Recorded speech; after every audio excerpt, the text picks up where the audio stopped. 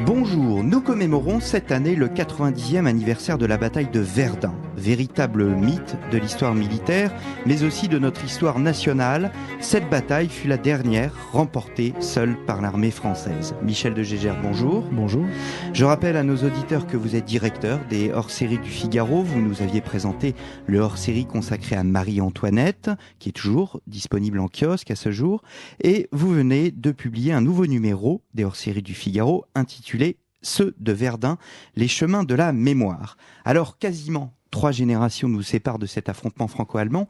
Pourriez-vous, Michel de Gégère, nous donner le contexte de cette bataille de Verdun? Pourquoi Verdun? Il faut se souvenir qu'en 1914, tout le monde s'imaginait, Allemands et Français confondus, que les combats allaient durer quelques semaines, que cette guerre allait être fraîche et joyeuse, et puis rien ne s'était passé comme prévu. Vous vous souvenez que les Allemands avaient élaboré un plan d'invasion de la France qui s'est heurté à la résistance française à la bataille de la Marne, et à l'établissement donc de cet immense front de 700 km allant de la mer du Nord à l'Alsace. Et d'un autre côté, les Français comptaient sur le rouleau compresseur russe. Eh bien, ce rouleau compresseur russe avait été tenu en échec par les Allemands à la bataille de Tannenberg et à la bataille des lacs Mazuriques. Et puis 1915 avait été une année sanglante, une année d'occasions manquées, d'offensives ratées. Il y avait eu la diversion imaginée par Churchill aux Dardanelles. Il y avait eu les grandes offensives de Joffre du côté de Soissons, en Champagne, dans l'Artois, qui s'étaient traduites par des pertes énormes pour l'armée française, des pertes 3 fois supérieures chez les assaillants que chez les Allemands qui étaient en position de défense. Dans le même temps, on avait assisté à la défaite de la Serbie à la suite de l'entrée en guerre de la Bulgarie aux côtés des empires centraux. On avait assisté d'un autre côté à l'entrée en guerre de l'Italie, mais sans grand résultat militaire. Les empires centraux souffraient de l'efficacité du blocus maritime mis en place par les Alliés. En même temps, étaient obligés de lutter sur 2 fronts, car l'armée russe ne s'était pas effondrée et qu'il fallait donc avoir un front à l'est, un front à l'ouest. Alors en 1916, dans cette année 1916, d'un côté, nous avons les Alliés qui préparent une grande offensive sur la Somme, dont Joffre espère qu'elle sera décisive et dont il pense assurer le déclenchement vers le 1er juillet. Et puis en face, Falkenhayn qui s'est convaincu devant l'exemple des offensives françaises de l'inefficacité de ce type d'offensive et qui pense que l'armée française est au bout du rouleau, que les poilus ont fait plus qu'il n'était envisageable et qu'il faut finir d'épuiser cette armée française, de la décourager par une bataille d'anéantissement. Alors il choisit un point que les Français voudront défendre jusqu'au dernier homme, jusqu'à la dernière heure, jusqu'au dernier moment. Et il choisit Verdun parce que Verdun, c'est la voie d'accès sur Paris. Verdun, pour les Allemands comme pour les Français, c'est un lieu symbolique puisque c'est le lieu du traité de Verdun où sont nés au fond la France et l'Allemagne par le démantèlement de l'Empire carolingien. C'est aussi l'une des plus grandes concentrations de forteresses françaises qui a assuré en 1914 l'existence d'une espèce de poche face à l'avancée allemande, mais ces forteresses ont été récemment désarmées car l'armée française avait besoin d'artillerie et ces forts sont vides d'armement lourd. Alors Falkenhayn va concentrer devant Verdun une formidable concentration de pièces d'artillerie lourde, 1200 pièces d'artillerie sur 11 km. En face, les Français ont 234 pièces d'artillerie lourde. Les Allemands concentrent également 3 corps d'armée et ils vont lancer le 21 février cette offensive formidable. Alors sur la signification de la bataille elle-même, il y a encore débat car les Français et notamment le maréchal Pétain se sont demandé si vraiment l'objectif de Falkenhayn était cette bataille d'usure, cette bataille d'anéantissement, s'ils n'avaient pas rêvé au-delà de réussir un nouveau Sedan, d'attirer l'armée française et de la contourner pour la boucler. Toujours est-il qu'il s'agisse du rêve de faire une percée décisive ou d'une bataille d'anéantissement, l'armée allemande va échouer à Verdun devant la résistance française. Alors, dès les premières pages de ce numéro hors série du Figaro, vous donnez le ton. Il y a des images terribles, des photos magnifiques, une iconographie très fouillée pour leur réalisme. Elle nous présente l'assaut, la mort, la peur. Vous éclairez ces photos par des citations de contemporains, Junger, Barbus, Céline, Drieux, évidemment d'Orgelès. Qu'est-ce qui fait, Michel de Gégère, la singularité de cette bataille? Comment s'est créé, au fond, le mythe français de Verdun, car il s'agit d'un mythe français. Nous reviendrons tout à l'heure sur la bataille de Verdun vue du côté allemand. Alors d'abord, il y a le côté formidable de cette bataille par déjà son bilan. Plus de 160 000 morts côté français, 140 000 côté allemand, donc plus de 300 000 morts sur un front de 20 kilomètres. Une bataille qui a duré presque toute l'année 1916. Le fort de la bataille dure quelques mois, mais qui s'est étalé quand même sur une très longue durée. Des villages rayés de la carte, une terre meurtrie qui a mis des années, des décennies à reprendre sa forme, des forts qui ont été entièrement pilonnés par une offensive d'artillerie extraordinaire et qui aujourd'hui n'offre encore que des masses informes qu'on dirait enfoncées dans le sol. Donc il y a le caractère formidable de cette bataille. Mais il n'y a pas que cela. Il y a du côté français autre chose, c'est que comme vous le savez, le maréchal Pétain a organisé la défense de Verdun par le principe de la noria, de la relève, c'est-à-dire qu'il relevait les divisions françaises dès qu'elles étaient trop étriées, trop fatiguées, et ce qu'il fait que toute l'armée française, ou presque, une très très grande quantité de régiments, de divisions ont combattu à Verdun et un très très grand nombre de Français ont un père, un grand-père, un arrière-grand-père qui s'est battu à Verdun. Alors que du côté allemand, ce n'était pas la même chose. On laissait les divisions en leur envoyant des renforts jusqu'à ce qu'elles disparaissent. Donc Verdun est devenu un mythe national parce que toute l'armée française s'est succédée là. C'est pour nous une affaire de famille. Et puis, il y a autre chose, et c'est pour cela que nous avons appelé notre hors-série Ceux de Verdun, c'est que Verdun offre au fond un démenti à la guerre moderne, puisque le pari qui avait été suivi des Allemands, c'est celui de la concentration de matériel, de la concentration d'artillerie, et sur ce plan-là, leur supériorité était décisive, elle était de 1 à 5,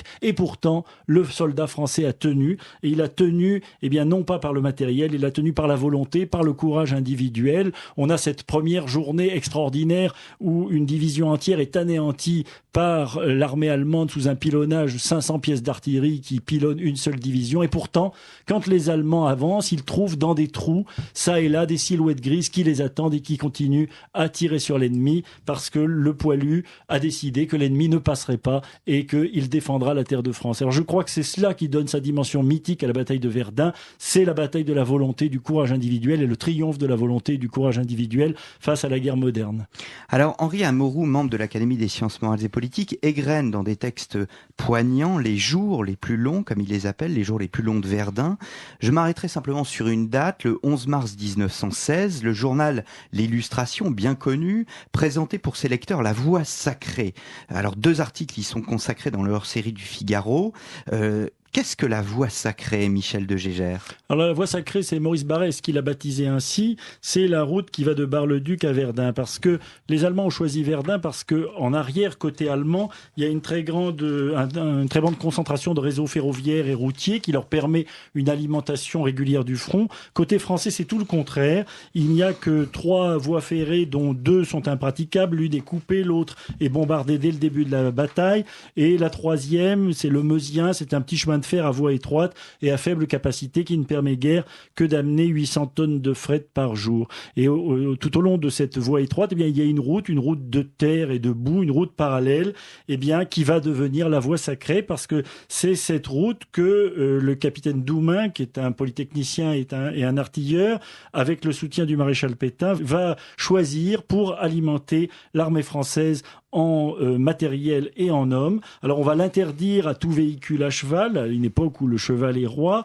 On va la réserver aux camions, des berliers, qui vont de façon incessante, dans une queue ininterrompue, eh bien, amener du matériel et des hommes. On réglementera la vitesse pour que les camions roulent à une allure régulière. Il sera interdit de doubler, interdit de stationner. Dès qu'un camion tombe en panne, on le jette dans le bas-côté pour que la noria ne s'arrête jamais. Et grâce à cela, eh bien, 6000 véhicules toutes les 24 heures arriveront à Verdun, nuit et jour, amenant chaque jour 12 000 hommes et 2000 tonnes de fret. 6 000 véhicules. Je vous rappelle qu'au début de la guerre de 14, eh bien, l'armée française, en tout et pour tout, disposait de 200 véhicules pour l'ensemble de l'armée française. C'est donc un effort considérable. Il faut entretenir la route. Il y a 8000 territoriaux qui, en permanence, sont mobilisés pour combler les fondrières, pour remettre la route en état, pour mettre des cailloux dans les nids de poules et finalement un véhicule qui arrive toutes les 5 secondes à Verdun avec des hommes et du matériel. Il y a une véritable efficacité d'ailleurs saluée par les Anglais. Oui, je crois que ça a stupéfié tout le monde, d'autant que les premières heures de la bataille avaient donné l'impression d'une désorganisation complète et d'un effondrement du front à cet endroit. Et cette reprise en main par l'organisation d'une infrastructure, eh bien, a stupéfié l'adversaire autant que les Alliés.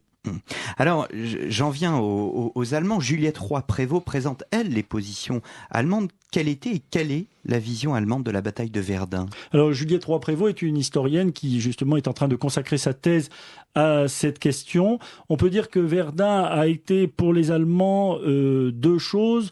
Dans l'immédiate après-guerre, le symbole même de l'absurdité de la guerre, c'est l'endroit d'où on ne revient pas. Au contraire, dans une certaine propagande nationaliste, ça a été le symbole du courage du soldat allemand. Et il faut dire qu'en 1940, le 15 juin 1940, lorsque Verdun a été pris par l'armée allemande, eh bien, ça a été salué par le haut commandement allemand comme le couronnement des efforts de l'armée allemande durant la Seconde Guerre mondiale. Mais pour les raisons que j'ai dit, cette absence de relève, Verdun n'est pas la bataille nationale, pour aussi le fait que ça a été pour eux tout de même une défaite, puisque c'était eux qui avaient engagé l'offensive. Verdun n'est pas la bataille nationale comme elle peut l'être en France, et la mémoire de Verdun est certainement moins vive en Allemagne qu'elle l'est aujourd'hui en France. Qui a gagné la bataille de Verdun, Michel de Geer? Car c'est une question qui, au fond, fait débat. Pétain ou bien le duo Nivelle-Mangin? C'est la question d'ailleurs que pose Christian Elset. Eh bien, longtemps, c'est une question qui n'a pas fait débat. Dans l'immédiate après-guerre, le maréchal Pétain est le vainqueur de Verdun, universellement célébré. Et l'on peut dire que si on a fait appel à lui en 1940, c'est parce qu'il était auréolé de cette gloire d'avoir été le vainqueur de Verdun.